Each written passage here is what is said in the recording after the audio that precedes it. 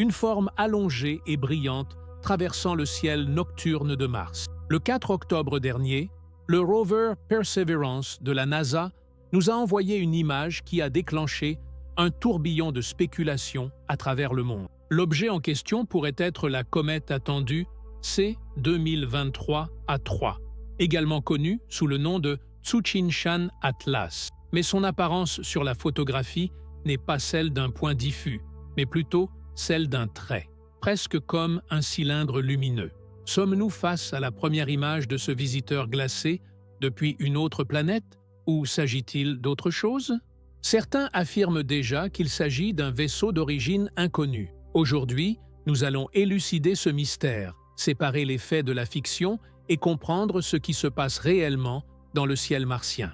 Avant de nous plonger dans cette analyse, abonnez-vous à la chaîne Fuente Galactica, mettez un pouce bleu sur cette vidéo et dites-nous dans les commentaires quel fait vous a semblé le plus intéressant.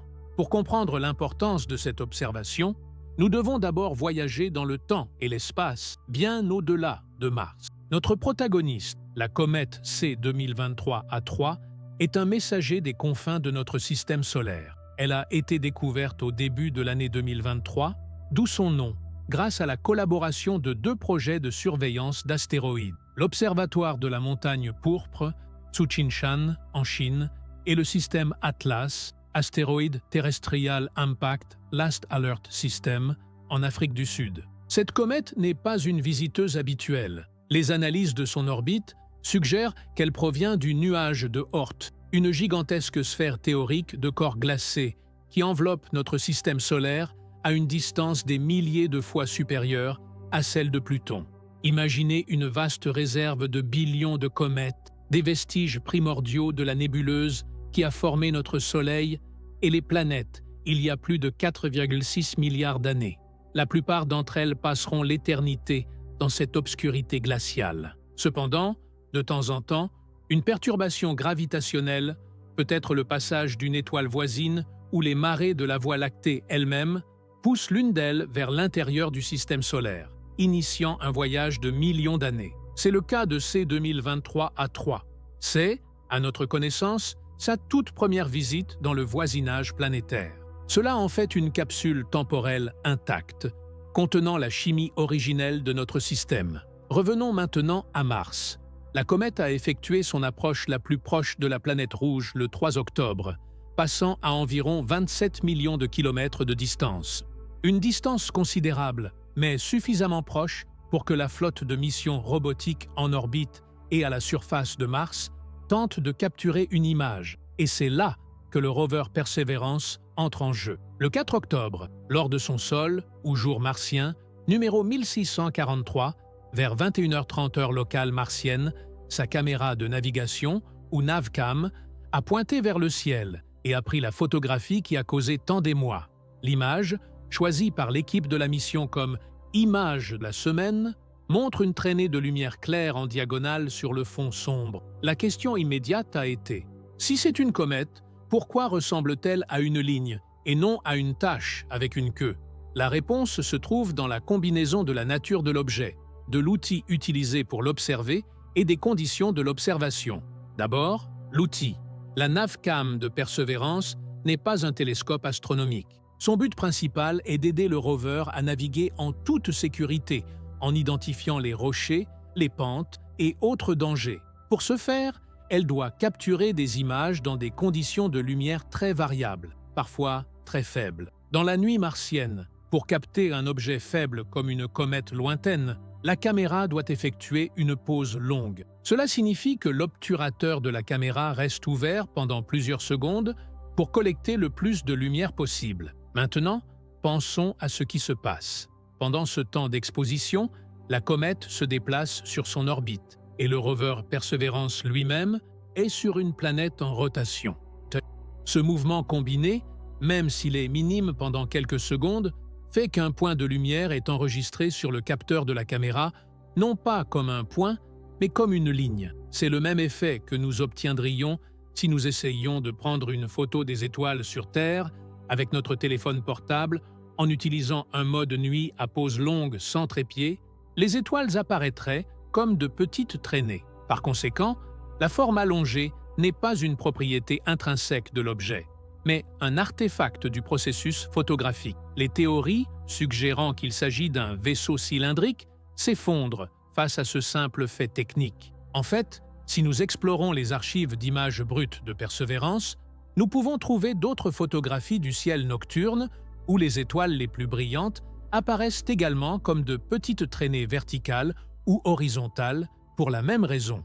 L'inclinaison particulière de la traînée sur l'image du 4 octobre est, en fait, un argument en faveur du fait qu'il s'agit de la comète, car son angle pourrait correspondre à la trajectoire apparente de l'objet dans le ciel martien à ce moment précis. Des versions améliorées de l'image ont été diffusées, éliminant le bruit numérique et isolant la traînée, la faisant paraître encore plus solide et artificielle, mais il s'agit d'une manipulation qui ignore la nature originale des données. On a même prétendu que la couleur verdâtre, à peine perceptible, était due à une coma de nickel d'un vaisseau, une affirmation sans aucune base scientifique. La couleur verdâtre des comètes est un phénomène bien connu et est due à la fluorescence du carbone diatomique, C2, une molécule qui se forme lorsque la lumière du Soleil décompose des composés organiques plus complexes dans le noyau de la comète.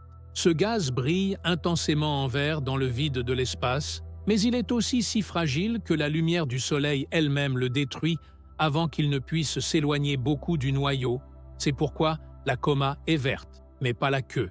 La controverse, cependant, nous permet de parler de quelque chose de fascinant, l'astrophotographie depuis un autre monde. Observer le cosmos depuis Mars est un défi unique. L'atmosphère martienne, bien que 100 fois plus mince que celle de la Terre, contient des poussières en suspension qui peuvent diffuser la lumière et affecter la clarté des images. Les caméras des rovers, comme celles de Perseverance ou de Curiosity, doivent fonctionner dans une plage de températures extrêmes, allant d'environ 20 degrés Celsius le jour à 100 degrés Celsius la nuit, ce qui peut générer du bruit électronique dans les capteurs. Et le plus important, dans ce cas, la communication avec la Terre. Au moment de l'observation, Mars et la Terre se trouvaient de part et d'autre du Soleil, un événement connu sous le nom de conjonction solaire. Pendant cette période, le plasma solaire peut interférer et corrompre les signaux radio.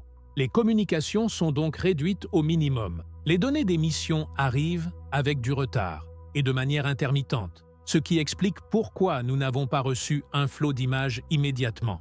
Mais Persévérance n'est pas seule. Le rover Curiosity, ailleurs sur Mars, a probablement aussi tenté d'observer la comète. De plus, nous avons une flotte d'orbiteurs, le Mars Reconnaissance Orbité, MRO, et Mars Express, entre autres, qui auraient pu utiliser leurs instruments pour étudier la composition de la coma de la comète depuis le ciel.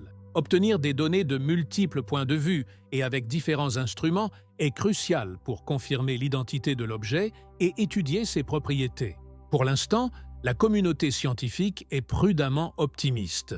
On s'attend à ce que dans les jours et semaines à venir, à mesure que Mars s'éloignera de la conjonction solaire et que les communications se normaliseront, davantage de données arriveront pour confirmer sans l'ombre d'un doute que ce que nous avons vu était bien la comète Tsuchinshan Atlas. Si cela se confirme, ce serait un jalon. La première fois qu'une comète neuve, fraîchement arrivée du nuage de Oort, est observée depuis la surface d'une autre planète. Et que pouvons-nous attendre de cette comète à l'avenir? Après sa rencontre avec Mars, son voyage se poursuit vers le Soleil. Elle atteindra son périhélie, ou point le plus proche du Soleil, le 29 octobre, en passant à l'intérieur de l'orbite de Mars. Ensuite, elle se dirigera à nouveau vers le système solaire externe, mais sur son chemin de sortie, elle nous offrira un spectacle potentiel ici sur Terre. Son approche la plus proche de notre planète aura lieu en mars de l'année prochaine. L'attente est grande de savoir si elle deviendra une grande comète, visible à l'œil nu. Prédire la luminosité d'une comète, surtout une qui visite le système solaire interne pour la première fois, est notoirement difficile. Sa luminosité dépend de la quantité de glace et de poussière qu'elle libère en se réchauffant. Un processus qui peut être imprévisible. Elle pourrait se désintégrer en approchant du Soleil, comme cela est arrivé à beaucoup d'autres, ou elle pourrait développer une coma et une queue spectaculaire. Les astronomes du monde entier, professionnels et amateurs, l'observeront attentivement. L'histoire de cette image de Mars est un microcosme du fonctionnement de la science et de la manière dont elle fait face à la désinformation. D'une part, nous avons un phénomène naturel, une comète glacée dans son long voyage cosmique, observée par un outil robotique à des millions de kilomètres de distance. Les données brutes, avec leurs artefacts et leurs limites, arrivent sur Terre. D'autre part, nous avons la tendance humaine à chercher des motifs, à interpréter l'inconnu en termes familiers et parfois à préférer les explications les plus extraordinaires aux plus probables. Dans ce cas, l'explication la plus simple et la plus cohérente avec toutes les preuves physiques et techniques est que la traînée de lumière est le résultat d'une pause longue d'un objet en mouvement. Le scientifique Avi Loeb, connu pour ses hypothèses sur des objets d'origine non terrestre comme Oumuamua, a été consulté sur cette image et son avis a été clair. La forme allongée est due, avec une quasi-certitude, à la configuration de la caméra et au temps d'exposition, et non au fait que l'objet soit un cylindre. Le véritable émerveillement ne réside pas dans le fantasme d'un vaisseau extraterrestre, mais dans la réalité de ce dont nous sommes témoins. Nous voyons, à travers les yeux d'un robot sur une autre planète, un vestige de la formation de notre propre système solaire. Étudier la composition de la coma de cette comète peut nous donner des indices sur les conditions chimiques qui existaient il y a 4,6 milliards d'années. Ces objets sont ceux qui, selon de nombreuses théories, ont apporté de l'eau et des composés organiques à une jeune Terre, semant potentiellement les ingrédients de la vie. Chaque comète que nous étudions est une pièce de plus dans le puzzle de nos propres origines. Ainsi, bien que l'idée d'un vaisseau cylindrique puisse paraître plus excitante à première vue, la réalité d'un messager glacé du nuage de Oort, observé pour la première fois depuis Mars, est, pour la science, infiniment plus profonde et significative. L'univers réel est souvent bien plus étrange et merveilleux que toute fiction que nous pourrions inventer. En résumé, ce que le rover Perseverance a probablement capturé dans le ciel martien est notre première vue de la comète C 2023-A3 depuis une perspective non terrestre. La forme allongée qui a généré tant de spéculations n'est pas un vaisseau, mais le résultat prévisible de la manière dont une caméra de navigation prend une photographie d'un objet céleste faible et en mouvement. À mesure que de nouvelles données provenant d'autres missions martiennes nous parviendront, nous aurons une image plus complète de ce fascinant visiteur. Abonnez-vous à Fuente Galactica, aimez et partagez cette vidéo. Merci de nous avoir suivis et à la prochaine vidéo.